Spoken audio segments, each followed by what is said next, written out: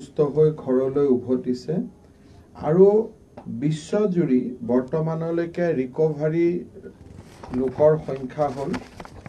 53.48। ঠিক তেনেকে মৃতৰ সংখ্যা হ'ল 5.20 অৰ্থাৎ 4,70,000 ব্যক্তি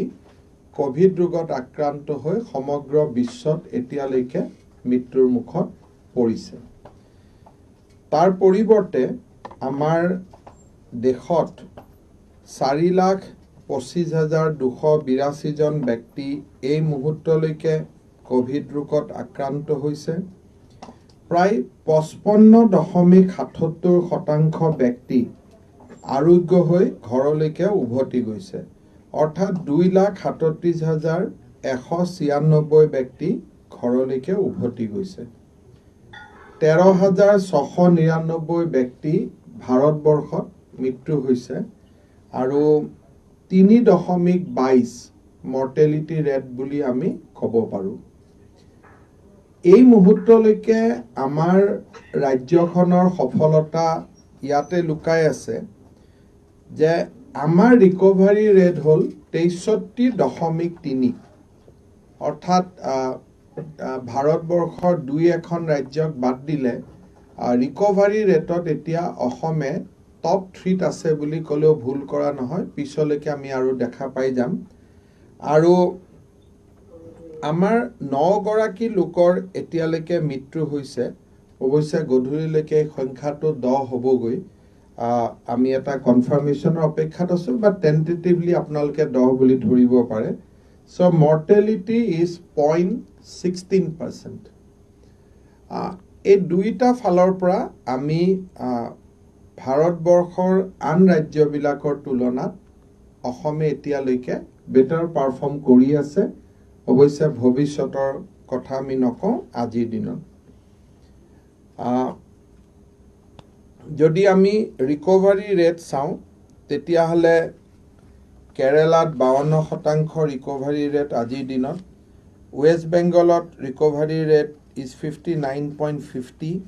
মহাৰাষ্ট্ৰত 49.78, তামিলনাডুত 55.16 আৰু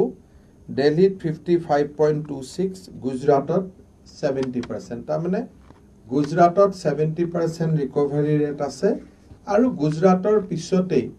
63% ৰিকভাৰী ৰেট লৈ অসমে এটা নিৰ্দিষ্ট স্থানত আছে।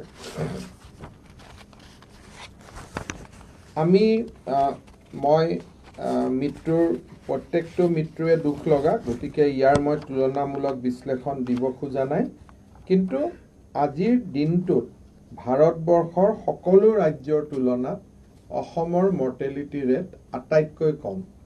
মই উত্তৰ পূৰ্বৰ ৰাজ্যখিনিক ইয়াৰ ভিতৰত অনা নাই, বাট যদি আমি দেশৰ আন ৰাজ্যৰ লগত তুলনা কৰোঁ, আজি অসমৰ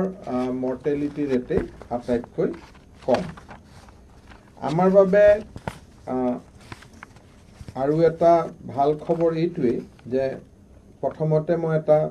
এক্টিভ কেছৰ এটা ষ্টেটাছ দিব খুজিছোঁ যে আমাৰ কনফাৰ্ম কেছৰ সংখ্যাই 5,586টাত ভৰি দিছে। As of now, confirmed corona positive is 5,586. হস্পিটালত আছে 2,170 আৰু তাৰ বিপৰীতে সুস্থ হৈ ঘৰলৈ উভতি যোৱা লোকৰ সংখ্যা হ'ল 3,521।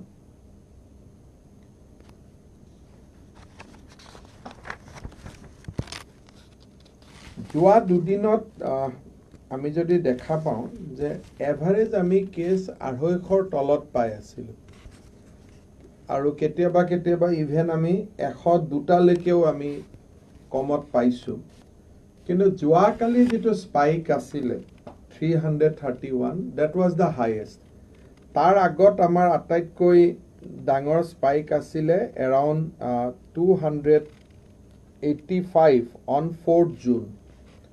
4th Juneত আমাৰ 285 আছিলে, that was the highest spike. কিন্তু যোৱাকালি 331টা কেছ আটাইতকৈ হাইয়েষ্ট বুলি আমি ক'ব লাগিব কিন্তু ইয়াৰ মাজত এটা গুণগত পাৰ্থক্য আছে কি 4 তাৰিখে আমি যেতিয়া 285টা কেছ আমি পাইছিলোঁ সেই মুহূৰ্তত আমাৰ টেষ্টিং আছিল 7 to 8,000 কিন্তু যোৱাকালি our test figure was around 15,000 so 15,000 test kori we got 331 cases মই ভাবো যে যদি আমি টেষ্টিং আৰু নাম্বাৰ অফ কেছ যদি এটা আমি কোৰিলেট কৰো তেতিয়ালে মই ভাবো যে পেনিক হোৱাৰ কোনো প্ৰয়োজন নাই because of number of test we have concluded তাৰ কাৰণে আজি আমাৰ অকনমান যোৱাকালি আমি বেছি কৰোনা পজিটিভ ৰোগী আমি দেখা পাইছো ডাবলিং ৰেটৰ কথা আমি পাতো আমাৰ যোৱাবাৰ মই যেতিয়া 8 জুনৰ সময়ত আপোনালোকক সম্বোধন কৰিছিলো সেই সময়ত ডাবলিং ৰেট আছিল 7 ডেজ আজি আমাৰ কেছৰ ডাবলিং ৰেটৰ গৈ পেলাই আমি 13 দিনত ভৰি দিছো তাৰমানে 13 দিন হলেহে এতিয়া আমাৰ কেছ দুগুণ হৈছে otherwise আগতে আমাৰ 7 দিনলৈকে আছিল আৰু এটা সময় আহিছিল আপোনালোকৰ মনত আছে যে 3 দিনত আমাৰ কেছ ডাবল হৈ গৈছিল 20 মেৰ পৰা 23 মেৰ ভিতৰত আমাৰ কেছ ডাবল হৈ গৈছিল but against that now our doubling rate is 13 days discharge আমাৰ খুব ভালে হৈ আছে যোৱাকালি আমি 202 গৰাকী ব্যক্তিক ডিসচাৰ্জ কৰিছিলো আজিও আমি এতিয়ালৈকে 117 গৰাকী ব্যক্তিক ডিসচাৰ্জ কৰিছো হয়তো নাম্বাৰ অফ ডিসচাৰ্জ গধূলিলৈকে আৰু বাঢ়িব পাৰে আটাইতকৈ খুব মই গৌৰৱ সহকাৰে ক'ব খোজো যে অলপ পিছতে maybe after 1 hour our test will cross 3 lakhs এতিয়া অলমোস্ট উই হ্যাভ টাচ মই এতিয়া সালে আপোনালোকক গধূলিলৈকে মই টুইট কৰি দিম Assam has touch 3 lakh test figure so এটো এটা খুব ইম্পৰ্টেন্ট কথা যোৱা 13 তাৰিখে আপোনালোকে যদি হিসাব কৰে ইট ওয়াজ 2 lakhs 13 পৰা 22 within 9 days we have done 1 lakh test এতিয়া দেখত 3 লাখ টেষ্ট কৰা ষ্টেটৰ সংখ্যা কেইখন মানত থাকি গৈছে টোটাল আমি যদি চাও পাৰ মিলিয়ন পপুলেশনত যদি আমি টেষ্ট চাব যাও অসমৰ per million test figure is now 8229 last যেতিয়া মই সাংবাদিক মেল কৰিছিলো আপোনালোকৰ লগত কথা পাতিছিলো সেই সময়ত পাঞ্জাব আদি আমাতকৈ আগত আছিল এতিয়া যদি আমি চাও যে ডাঙৰ ষ্টেট আমাতকৈ আগত হিমাচল ৰাজস্থান মাৰ্জিনেলি 8475 8582 তামিলনাডু 11000 দিল্লী 19000 অন্ধ্ৰ প্ৰদেশ 12000 তাৰ বাদে আৰু আমাৰ ওপৰত কোনো ষ্টেট নাই so now we are among the top 6 per million test কৰাৰ সংখ্যাত we are among the top 6 of course ইয়াৰ ভিতৰত মই আনমান নিকোবৰ বা গোৱাক ধৰা নাই আমাৰ লগত যেটো সাইজ আৰু স্ট্ৰেংথ বুলি আমি যেটো কথা কওঁ so now we have come অ্যাৰাউন্ড number 6 আৰু মই ভাবো in next 1 week time because our capacity decrease hua nai we are only increasing so moi bhabu je we will achieve much higher feat ami aru beshi bhal record ami koribo parim per million and total testing so ekhini amar eta testing or khetrot asil অসমত আজিৰ মুহূৰ্তলৈকে বাহিৰৰ পৰা 2,43,414 গৰাকী ব্যক্তি এতিয়ালৈকে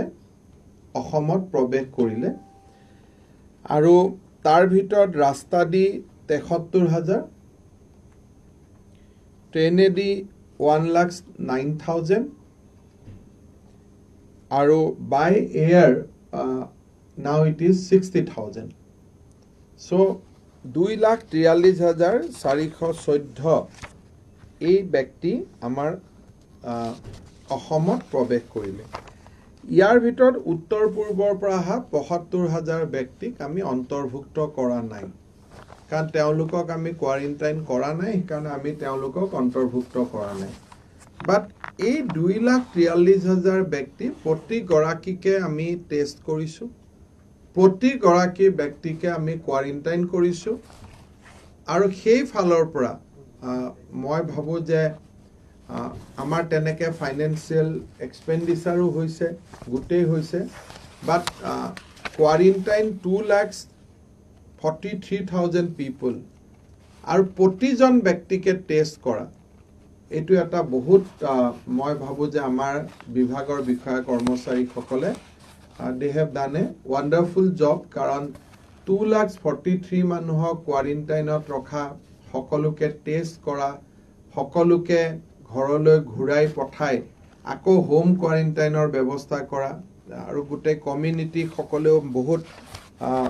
গাঁৱৰ ৰাইজেও বহুত ইয়াত সহায় কৰিছে। So' it is a big achievement for everyone.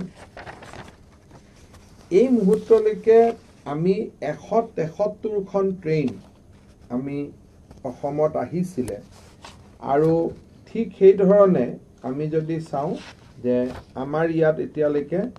711খন flight আজিৰ দিনটোলৈকে আহি পালে। যোৱা দুদিনত যদি আমি এনেই ৰাফলি চাওঁ যে আমাৰ মানুহ অহা সংখ্যা কমিছে নে বাঢ়িছে, এনেকৈ যদি আমি চাওঁ, তেতিয়াহ'লে 15 তাৰিখে আমাৰ অসমত ট্ৰেইনেদি নমা লোকৰ সংখ্যা আছিল এদিনত 8,586। That was the highest peak. In one day, 8,586 জন ব্যক্তি in one day,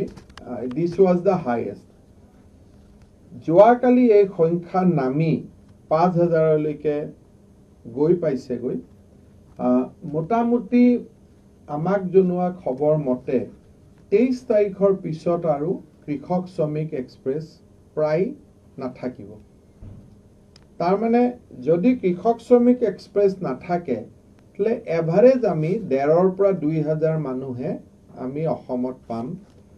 আৰু সেইকাৰণে লাৰ্জ কোৱাৰেণ্টাইন চেণ্টাৰ যিবিলাক আছিলে 23ত যদি লাষ্ট আহি পায়, 7 দিন যদি তাৰ পিছত কোৱাৰেণ্টাইন হয়, তাহলে মই ভাবোঁ যে ফাৰ্ষ্ট উইকৰ পৰা the pressure on quarantine will come down drastically. অৰ্থাৎ বহুত বেছি আৰু মানুহ অসমৰ বাহিৰৰ পৰা আহিবলগীয়া নাই, বা যিসকলে আহিছে সেইসকলৰো আমি এটা খুব ভাল ধৰণে মেনেজ কৰিব পাৰিম। আমি যিটো সকলোকে সহায় কৰি আছিলোঁ 3 মাহৰ, এই মাহৰ পুঁজিটো আমি এইকাৰণেই মুকলি কৰিব পৰা নাই, ইমান মানুহ আহি আছে, কোন আহিলে আমাৰ পইচা পোৱাৰ পৰা আৰু কাক পইচা নেক্সট ইনষ্টলমেণ্ট পঠাব লাগিব, ই এটা ৰেকৰ্ড ৰিকনচিলিয়েশ্যন লাগিব। ডিচি সকলে আমাক জনাব লাগিব যে কোন আহি পালে আৰু কাক আমি পঠাব লাগিব। সেইকাৰণে পাৰহেপছ নেক্সট 3rd ইনষ্টলমেণ্টটো আমি পঠাওঁতে 10-15 দিন দেৰি হ'ব, because we have to reconcile the fact. Reconciliation এটা এক্সাৰচাইজ হ'ব। 23 তাৰিখে লাষ্ট বেটছটো আহি পোৱাৰ পিছত ডিচি সকলে ৰিকনচিলিয়েশ্যন কৰিব পাৰিব যে আমাৰ, আপোনালোকে জানে যে এতিয়ালৈকে আমি প্ৰায় 3,88,456 মানুহক আমি 4,000 টকাকৈ আমি এতিয়ালৈকে দিছোঁ। ইয়াৰ পৰা 2.43 মাইনাছ হ'ব, গতিকে এই যে মাইনাছ কৰিব লাগিব যিসকল আহি পালে, চ' ইট ইজ টেকিং চাম টাইম। গতিকে সেইটো ক্ষেত্ৰত মই অলপ ৰাইজে 2-এটা প্ৰশ্ন সোধে, সেইকাৰণে এইটো মই স্পষ্টীকৰণ এটা দিব খুজিছোঁ। এতিয়া আমি আহিব খুজিছোঁ যে আমাৰ সন্মুখত কেইটামান নতুন সমস্যাই দেখা দিছে, আৰু সেইটোৰ বিষয়ে ৰাইজক জনাই থোৱাটো ভাল হ'ব যে মই বহুত দিনৰ পৰা এইটো কথা এমফেচিছ কৰি আছোঁ যে ফেজ 3, ফেজ 1টো এনেকুৱা আছিল যে চেগা চুৰুকাকৈ আমি ইয়াত টেষ্ট কৰিছোঁ, তাত টেষ্ট কৰিছোঁ, আৰু phase 1 was mostly dominated by Markaz.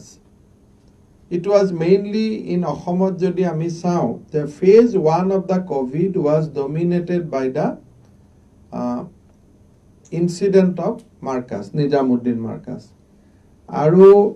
সমগ্ৰ এপ্ৰিল মাহটো আমি মোটামুটি মাৰ্কাজৰ কেছসমূহ আমি পাইছিলোঁ, তেওঁলোকক ৰিচিভ কৰিলোঁ, ট্ৰিটমেণ্ট কৰিলোঁ, পঠাই দিলোঁ। এটা সেইটো আছিল আমাৰ বাবে ফেজ 1। তাৰ লগত আমি কমিউনিটি সাৰ্ভিলেন্স প্ৰগ্ৰাম এটাও আমি আৰম্ভ কৰিছিলোঁ, but we could not get any positive people. তাৰমানে Assam was more or less covid free except the Marcus. That was the history.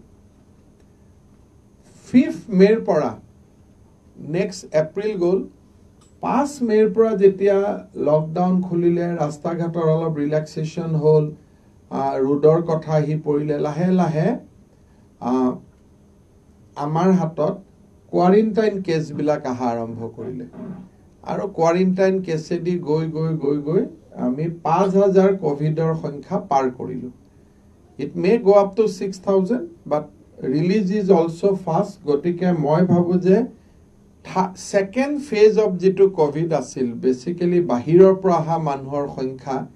হি 6,000 লৈকে যাব পাৰে, 6,500 হ'ব পাৰে, but recovery is fast. So এইটো গোটেইটো মই ভাবো যে by July 1st week it will come to an end by and large. তাৰপিছতো প্লেন চলিব, দুজন এজন পাম, কিন্তু বাই এণ্ড লাৰ্জ এইটো যাবগৈ। এই সেকেন্ড ফেজটো চলি থকাৰ সময়তে আমি গুৱাহাটী মহানগৰীত চেগা চুৰুকাকৈ কেইটামান কেছ পাই আছিলোঁ, যাৰ কোনো ট্ৰেভেল হিষ্ট্ৰী নাছিলে। আৰু সেইকাৰণে আমি গুৱাহাটী মহানগৰীত আমি এটা যোৱাবাৰ আপোনালোকক আমি কৈছিলোঁ যে আমি 15 তাৰিখৰ পৰা 30 তাৰিখলৈকে আমি 50,000 চেম্পল টেষ্ট কৰিম। আৰু তাৰ লগে লগে যে আমিও টেষ্ট কৰিম আৰু মানুহে যাতে ভলেণ্টাৰিলিও দিয়ে, সেইকাৰণে আমি 12টা স্ক্ৰিনিং চেণ্টাৰো আমি আৰম্ভ কৰিছিলোঁ।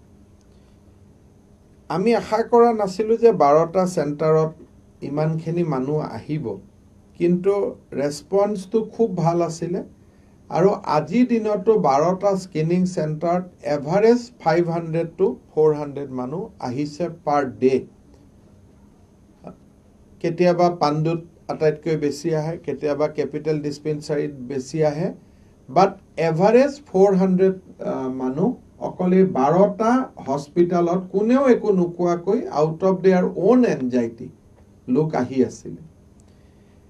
এতিয়া এই 12টা কালেকশ্যন চেণ্টাৰ আমি 15 তাৰিখৰ পৰা আজিলৈকে চলোৱাৰ পিছত যিখিনি মানুহ আমি অনা নাই, নিজে আহিছে, ভলেণ্টাৰিলি আহিছে, উই গট 111 পজিটিভ কেছ।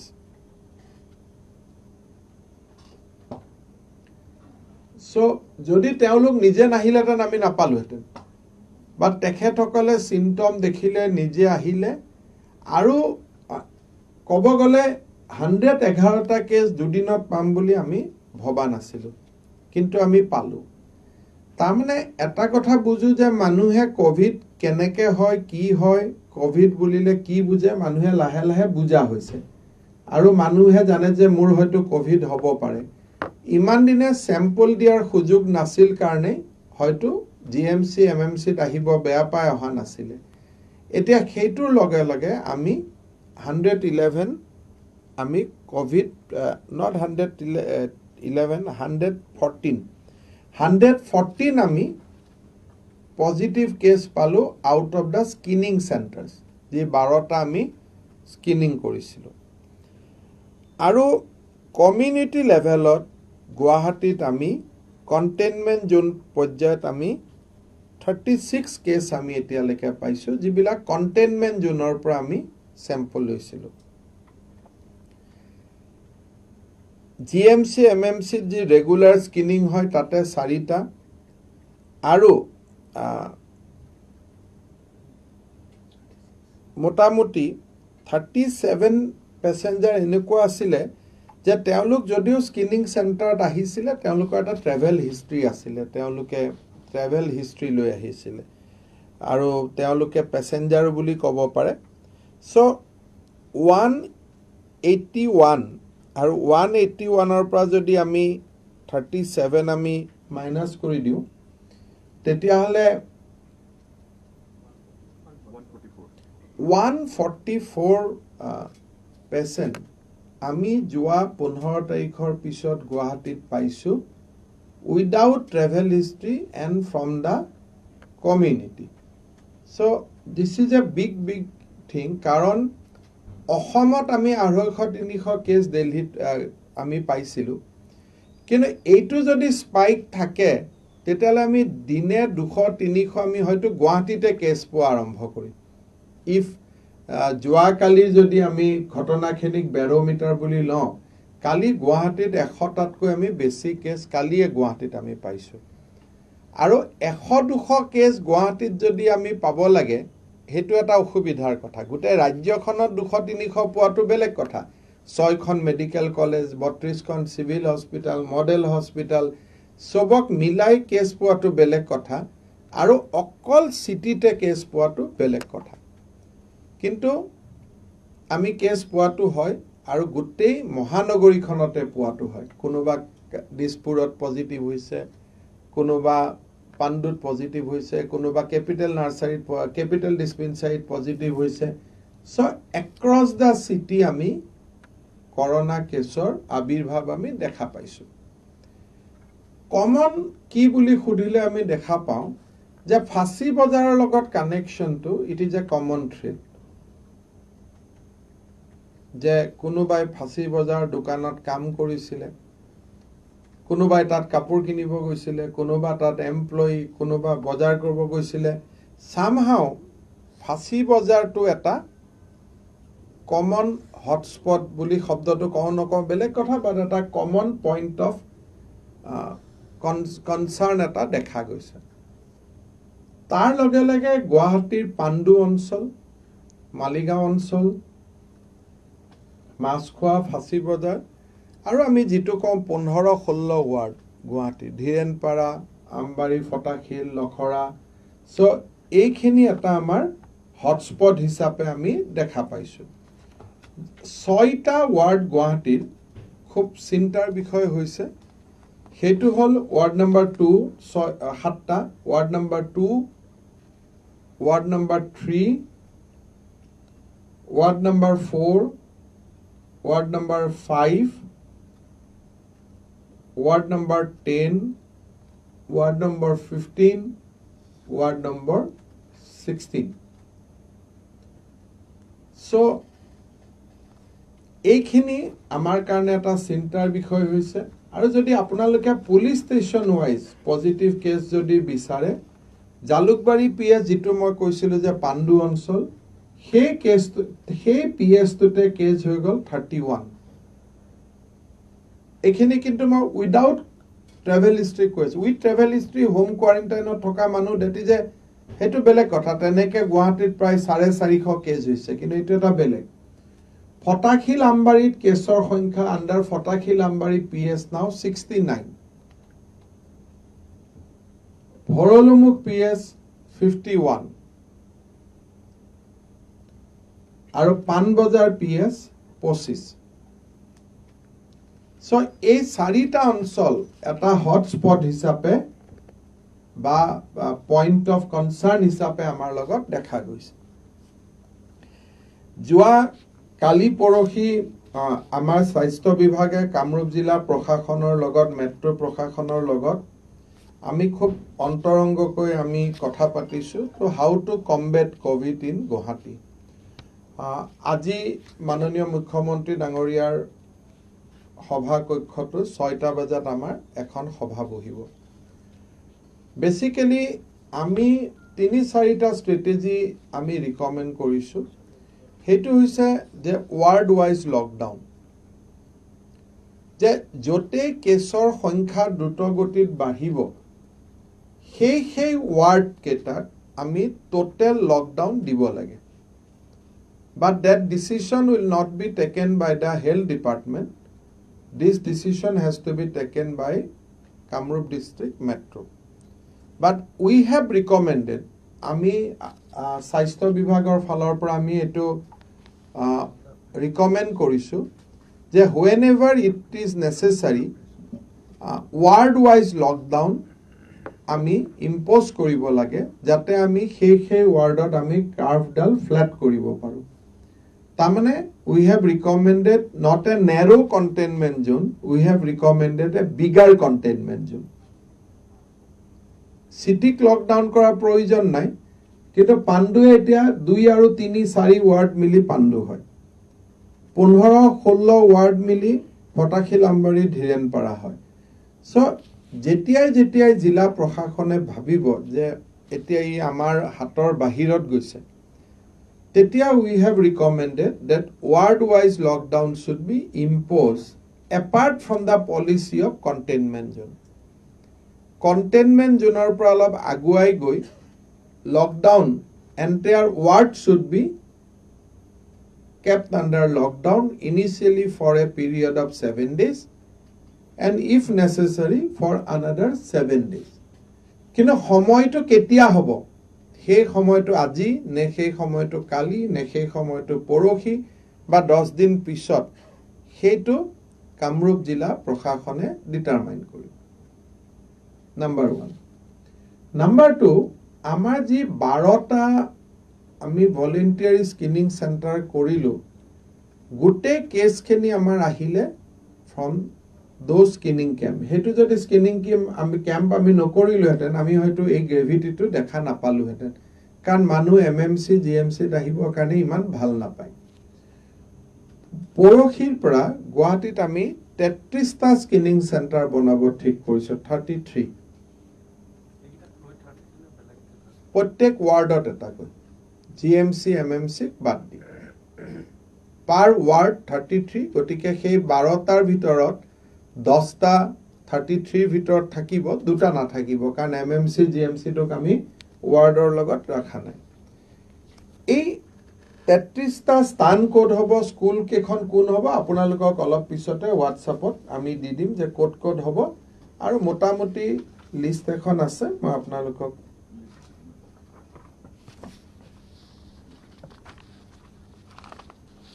যেনেকে আমাৰ Ward number 1 Jalukbari Girls High School, Ward number 2 Pandu Adorsho, Ward number 3 Vidya Mandir, Ward number 4 Kamaikha, Ward number 5 Durga Sarobor Vidyapith High School, Ward number 7 Ambari High School, Ward number 8 Kaliram Borua Girls High School eneke 31 wardot ami এই 31টা আমি centre কৰিম with GMC and MMC it will be 33 so ইয়াতে পৰখিৰ পৰা ৰাইজে ভলেন্টিয়াৰলি sample দিব পাৰিব ট্ৰুনাটস বুলি এটা পাৰ্টিকুলাৰ মেচিন আছে আমি সেই স্কুল বিলাকত সেই মেচিনটো ইনষ্টল কৰিব খুজিছো যাতে ৰিজাল্টটো তাতে ইনস্ট্যান্টলি দিব পাৰি নেকি কিন্তু it will take time 7 days হেতু পৰ্যায় যাবৰ কাৰণে বাট আমি চেষ্টা কৰি আছো অলৰেডি আমি 100টা ট্ৰুনাটস মেচিনৰ আমি অৰ্ডাৰ দিব খুজিছো আৰু সেই ট্ৰুনাটস মেচিন বিলাকৰ কেপাসিটি থাকে দিনটো 30 to 40 সো আমি তাতে দিনটো 30টা বা 35টা স্যাম্পল পাম তাতে ললো তাতে ৰিজাল্ট কৰি দিলো তেতিয়া আৰু 3 দিন ৰখিব নালাগে আৰটিপিসিআৰ টেষ্টৰ কাৰণে আহোতে যাওতে 3 দিন থাকিব লাগিব সো ইয়াত যাতে আমি ইনস্ট্যান্ট ৰিজাল্ট পাও কিনে এইটো নৰমাল টেষ্ট হয় আইসিএম এৰ এপ্ৰুভ কৰা টেষ্ট এইটো টোটাল টেষ্টৰ ভিতৰতে পৰে সো ট্ৰুনাটস টেষ্ট আমি এই 33টা জায়গাত কৰাৰ কাৰণে আমি ভাবিছো বাট এজ অফ নাও নৰমাল স্যাম্পল লৈ আহি মেডিকেলত টেষ্ট কৰিম ৰিজাল্ট দিম কিন্তু ইয়াক আৰু অলপ সফিস্টিকেটেড কৰাৰ কাৰণে আমি প্ল্যান কৰি আছো আৰু এই 33খন হাই স্কুলতে আমি বৰ্তমান একোখন সৰু খুৰা হস্পিটাল টাইপ কৰিব খুজিছো এই 33খনতে not 30 31ত এজন এমবিবিএস ডক্টৰ থাকিব দুজন এমপিডব্লিউ থাকিব দুজন জিএনএম দুগৰাকী জিএনএম থাকিব দুগৰাকী এএনএম থাকিব দুগৰাকী ল্যাব টেক থাকিব যাতে সৰু খুৰা ঔষধ হস্পিটাল টেস্টিং স্যাম্পল কালেকশন গুটে বিলাক যাতে গুৱাহাটী মহানগৰী ৰাইজৰ কাৰণে এই 31টা জায়গাতে সম্ভৱ হৈ যায় সময় লাগিব অলপ বাট দ্যাট ইজ আৱাৰ ইন্টেনশন কিন্তু স্যাম্পল কালেকশনটো পৰহিৰ পৰা আৰম্ভ হৈ যাব আৰু লিষ্টখন আমাৰ এনএচএমৰ ফালৰ পৰা বাতৰি কাকতত আমি ভাল কৰি প্ৰচাৰো কৰিম বহুল প্ৰচাৰ কৰিম ৰাইজে যাতে গম পায় আৰু আপোনালোককো দি দিম আমি আপোনালোকেও যাতে এই প্ৰচাৰ কৰিব পাৰে বেসিক্যালি পৰহিৰ পৰা আমি আৰম্ভ কৰিম হয়তো পৰহি কবাত গুটে 31টা নহয় হয়তো 20টাও আৰম্ভ হ'ব পাৰে বাট উইদিন ডে অৰ ওৱান অৰ 2 ডে এটো ফুললি ফাংশনাল হৈ যাব তাৰ পিছত এতিয়া মই যেনেকে কলো যে ধৰক গুৱাহাটী ডেইলি 200 কেছ আহিলে আমি কোট ৰাখিম অসমত আৰক্ষী হতে আমি ৰাখিব পাৰো কিন্তু যদি ডেইলি 200 গুৱাহাটীত আহে হেতুটো আমাৰ কোনো হস্পিটালে আমাক সাপোৰ্ট নকৰিব 3 দিনত 600 হৈ যাব 3 দিনত 600 পেশেন্ট ৰাখিব লাগিলে আমি জিএমসি এমএমসি সম্পূৰ্ণভাৱে আমি আন পেশেন্টৰ কাৰণে বন্ধ কৰি দিব লাগিব সেইকাৰণে আমি ঠিক কৰিছো যে যেহেতু কোৱাৰেণ্টাইনৰ কাম 1 তাৰিখৰ ভিতৰত শেষ হৈ যাব এটলিষ্ট ইন সিটি 23ত লাষ্ট ট্ৰেইনখন আহিলে একত শেষ হৈ যাব সো আমি যিবিলাক কোৱাৰেণ্টাইন ক্যাম্প বনাইছিলো সৰু খজাইতে হওক খানাপাৰাতে হওক we are converting that to a hospital now কাৰণ সিটিত মই আশংকা কৰিছো যে কেছৰ সংখ্যা বাঢ়িব 100-150 কৈ কেছৰ সংখ্যা বঢ়াৰ আশংকা আছে ফটক কৰি এই কাৰ্ভডাল ফ্ল্যাট হোৱাৰ কথা নাই কাৰণ যেহেতু কোনোবা ঘৰত যদি এজনৰ সোমাই ই আৰু দুজনক দিব গতিকে এই ফ্ল্যাটেন কৰিবৰ কাৰণে আমি বহুত বেছি টেষ্ট কৰিব লাগিব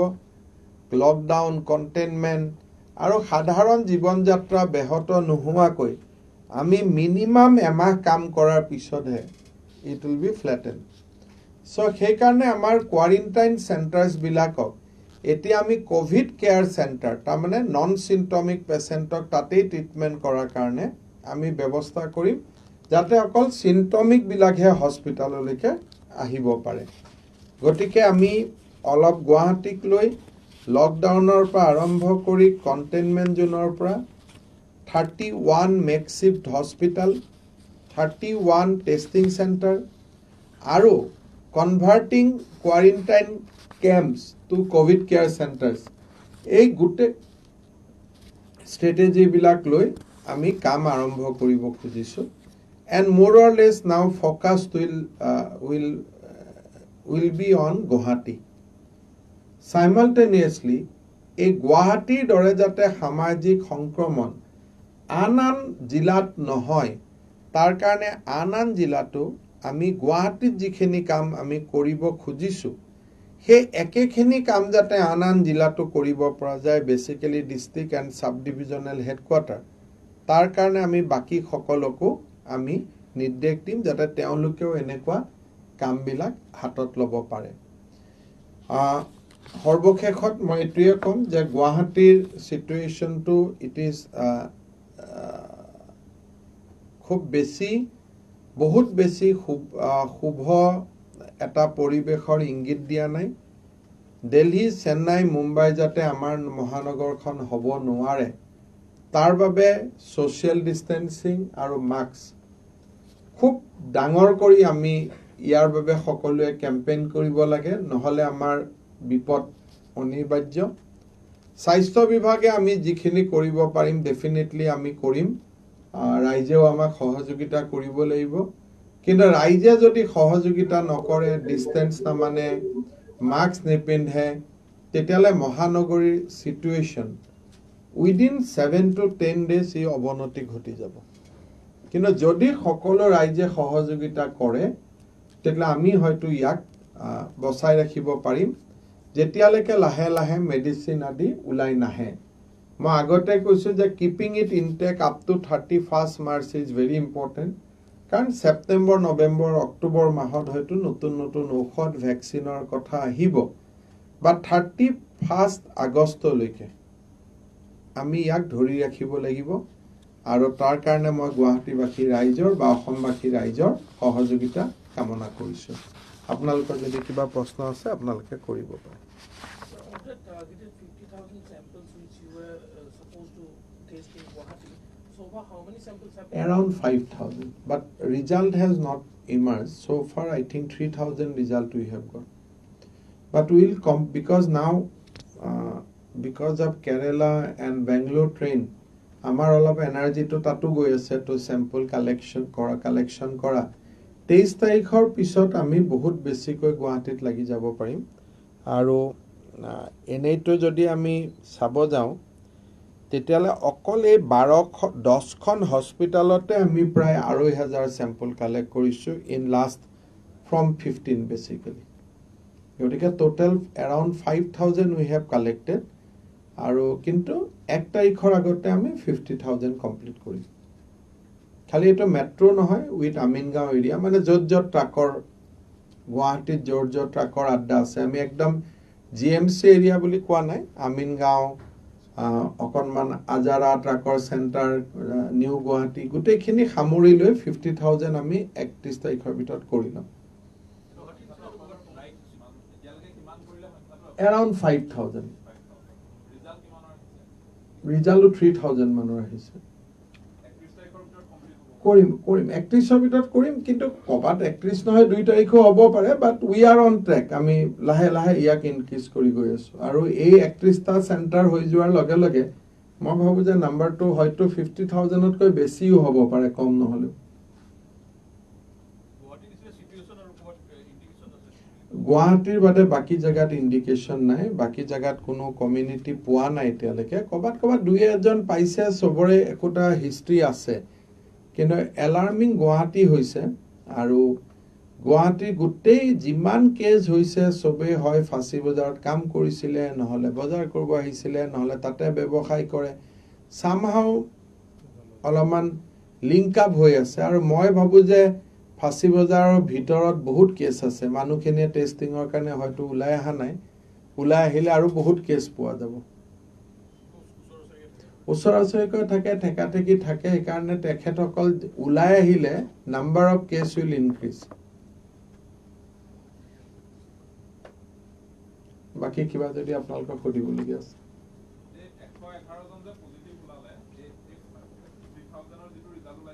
তাৰ ভিতৰত এই গোটেই 111 ৰিজাল্ট হল যিখিনি আমি 50,000 স্যাম্পলৰ বাবে কাম কৰি আছো তাৰ ভিতৰত আৰু ইয়াৰ ভিতৰত টোটাল সংখ্যাটো অলপ বেছি কালি যেনেকৈ আমি দিউতে কামৰূপ মেট্ৰো বুলি কওঁতে অকনমান বেছি দেখুৱাইছে কিন্তু কিছু আমাৰ সেনা আৰু অৰ্ধ সামৰিক বাহিনীৰ জোৱান ইয়াত ইনভলভ আছে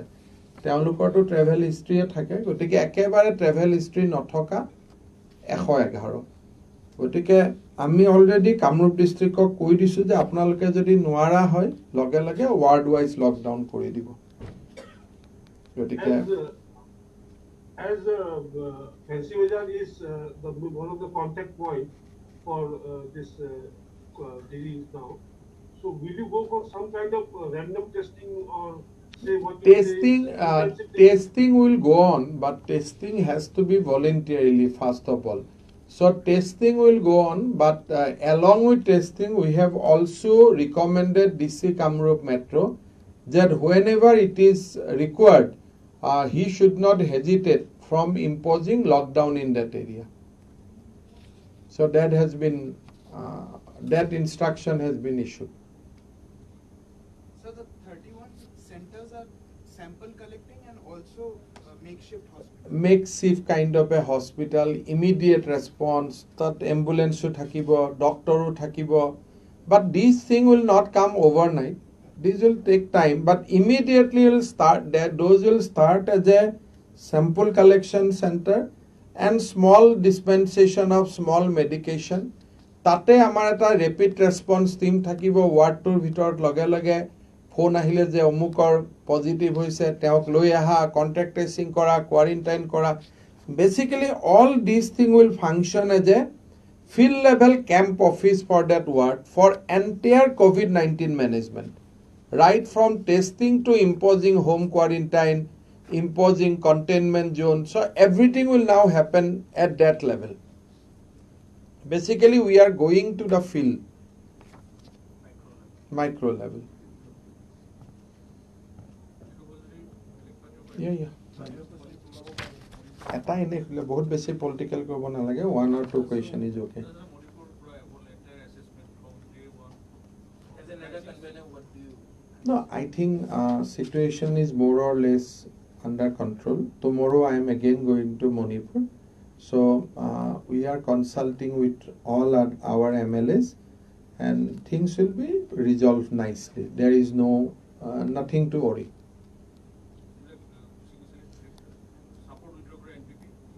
I think all discussions are in very, very positive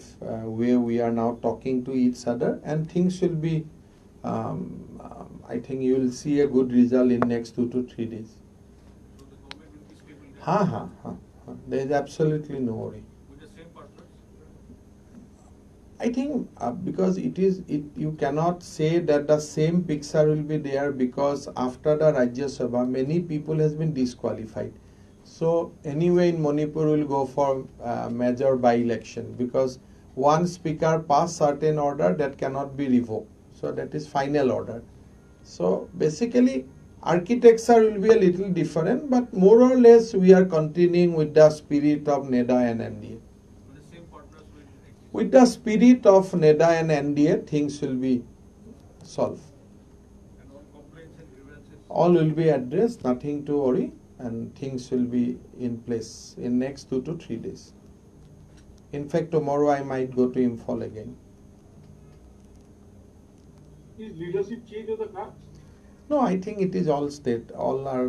with a principle of friendship, with the spirit of NEDA and NDA, things will be resolved. I don't want to elaborate more, but tomorrow I might address your friends in Imphal. You expect the NPP to come back again? Do not, look, Ratnadeep, once I say a word that with the spirit of NEDA and NDA things will be resolved, I have said everything. After that, interrogating is of no value. So I said that spirit of NEDA and NDA will be uphold, it will be there, and with that we will resolve it. Was it all of And a one sudden? thing regarding COVID, Yes. now with the number of tests increasing, we have also come across a lot of cases where those people who might have tested negative are getting their reports really late. There is a backlog in terms of dissemination of the report for those who are testing negative because every day. Actually, more than 10,000 people are Ratnadeep, testing negative. you see, we cannot distribute negative reports because that itself you need a huge mechanism. So if today we test 15,000 people, and if that 15,000 people feels that we are going to give a copy of negative report to everyone, basically for us it is not possible. But once a OTP is generated from their mobile, from ICMR website, that negative report goes to their mobile. One has to see that mobile correctly. The report is available in their inbox. Sir, that information is not getting disseminated to the people. That We can make a publicity campaign that how to read negative report. I think we should do that, and we will do that. That entire mechanism we are going to put it in a campaign mode so that people will be they will be capable enough to read their own negative or positive report from their mobile phone. Thanks a lot. So thank you, and